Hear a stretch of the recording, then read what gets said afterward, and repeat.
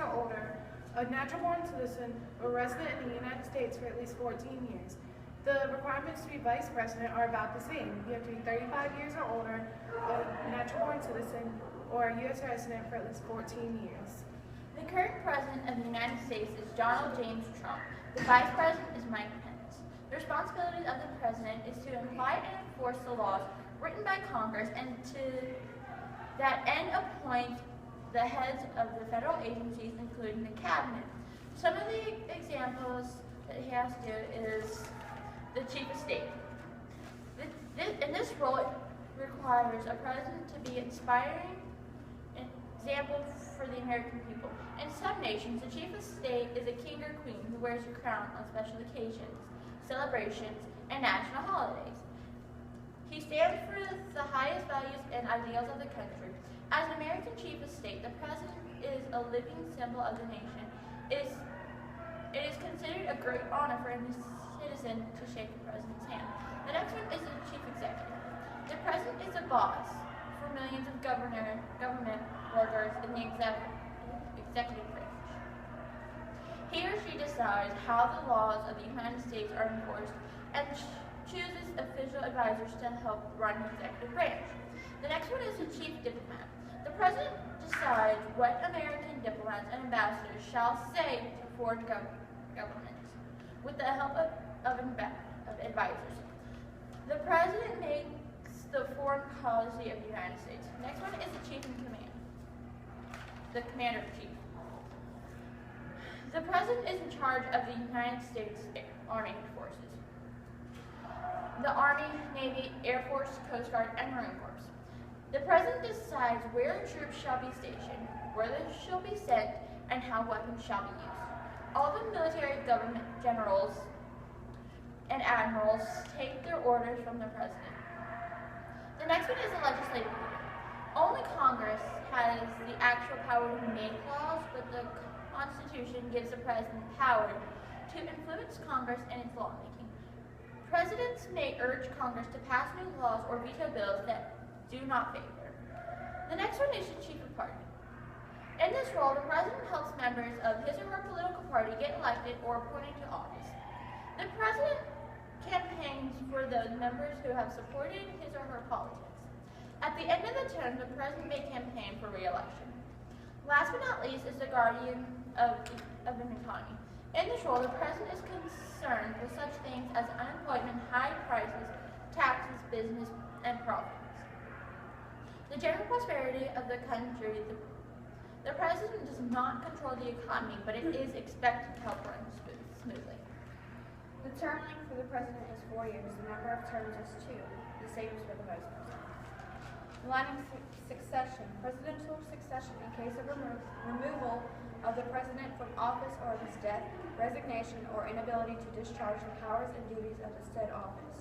The same shall devolve on the vice president, and the Congress may by law provide for the case of removal, death, resignation, or inability both of president and vice president, declaring what officer shall then act as president, and such officer shall act accordingly until the disability be removed, and a president shall be elected. The line of succession goes president, vice president, Speaker of the House, Senate President pro tempore, cabinet members. The responsibilities of the electors. On the first Monday after the second Wednesday in December, the electors meet in their respective states to cast their votes for President and Vice President of the United States. The voters of each state choose electors to serve in the Electoral College. As soon as election results are final, the state prepares 7 original certificates of ascertainment of the electors chosen and send 1 original along with 2 certified copies of the Archivist of the United States at the Office of the Federal Register.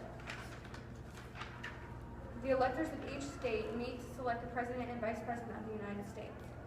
To appoint electors, the United States Constitution and federal law do not prescribe the method of appointment other than requiring that electors must be appointed on the Tuesday after the first Monday in November. State conventions or central committee meetings, then the citizens of each state appoint the electors by popular vote.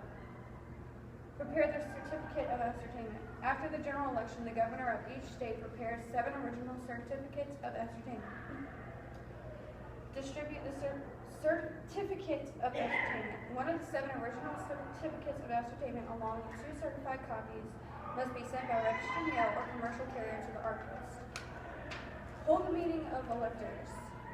On the first Monday after the second Wednesday in December, the electors meet in their respective states. Federal law does not permit the states to choose an alternate date for the meeting of electors.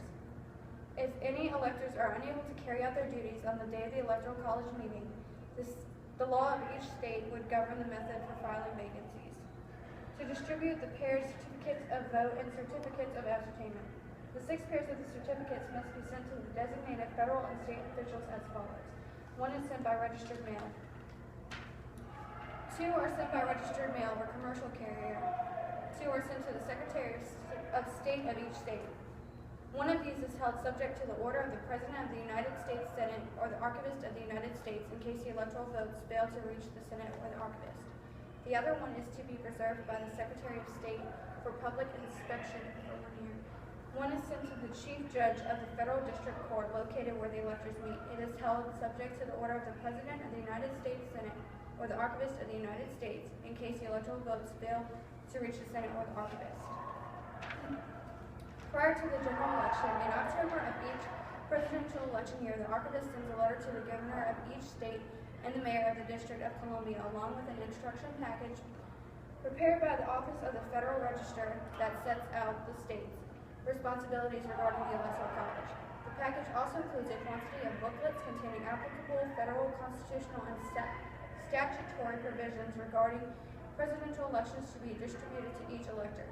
Also, in the month prior to the election, the OFR contacts the Assistant Secretary of the Senate and the House parliamentarian to make arrangements for the delivery of the Electoral College certificates to Congress. And finally, in the month prior to the election, the OFR prepares to receive the Electoral College certificates from the states. The OFR makes special arrangements with the archivist, mailroom staff, and messenger service to establish procedures for handling the certificates and transmitting them from the archives to the OFR. After the general election, during the week following the general election, the OFR calls the governor's office in each state and the mayor's office in the District of Columbia to make a personal contact with a person responsible for the Electoral College process. In some states, the Secretary of State is the official designated to administer the Electoral College, but other state officials may be assigned this responsibility according to state law or custom. The OFR confirms that materials mailed in October have arrived and reviews the state plans for carrying out their responsibilities.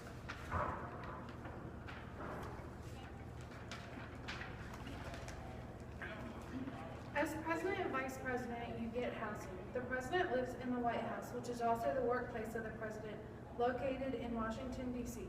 The vice president lives in the #1 Observatory Circle, which is located on the northeast grounds of the United States Naval Observatory in Washington, D.C. When presidents leave office, they are given certain retirement benefits. Presidential retirement benefits were non-existent until the enactment of the Former President Act in 1958. Since then, presidential retirement benefits have included a lifetime annual pension, staff and office allowances, travel expenses, Secret Service protection, and more. Pension. Former presidents are offered a taxable lifetime pension equal to the annual rate of basic pay for the heads of executive branch departments. This amount is set annually by Congress and is currently $205,700 per year. The pension starts the minute the president officially leaves office at noon on Inauguration Day. The transition expensive. For the first 7 months, beginning 1 month before the January 20th inauguration, former presidents get transition funding to help them transition back into private life. Staff and office allowances. 6 months after a president leaves office, he or she gets funds for an office staff. During the first 30 months after leaving office, the former president gets a maximum of $150,000 per year for this purpose. Thereafter, the former president stipulates that the aggregate rates of office compensation for a former president cannot exceed $96,000 annually. Travel expenses. Under a law enacted in 1968, the GSA makes funds available to former presidents and no more than 2 of his or her staff members for travel and related expenses. Travel for pleasure is not compensated.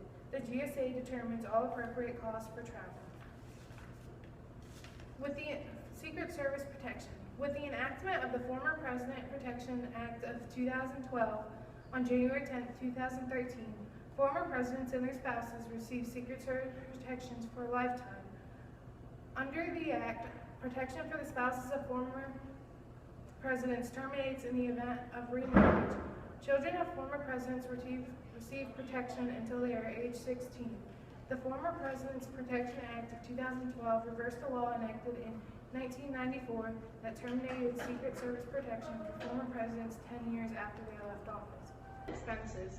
Former presidents and their spouses, widows, and minor children are entitled to treatment in military hospitals. Former presidents and their dependents also have the option of enrolling in private health insurance plans at their own expense. State funerals.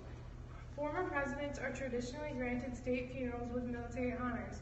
Details of the funeral are based on the wishes of the former president's family. Department of State plans and carries out the nation's foreign policies. Was established in 1789. Department of the Treasury was established in 1789. Collects, borrows, spends, and prints money. Department of Defense manages the armed forces.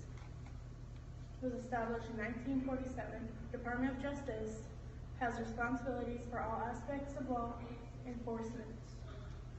Departments of Interior manages and protects the nation's public lands and natural resources. Department of Agriculture assists farms and consumers of farm products. Department of Commerce supervises trade, promotes U.S. tourism and business. Department of Labor concerned with the working conditions and wages of the U.S. workers. Department of Health and Human Services work for the health and well-being of all Americans. Department of Housing and Urban Development deals with special needs and problems of cities. Department of Transportation manages the nation's highways, roads, airlines, and sea traffic. Department of Energy directs an overall energy plan for the nation. Department of Education provides advice and funding for schools. Department of Veterans Affairs directs services for veterans. Department of Homeland Security oversees America's defenses against terrorist attacks.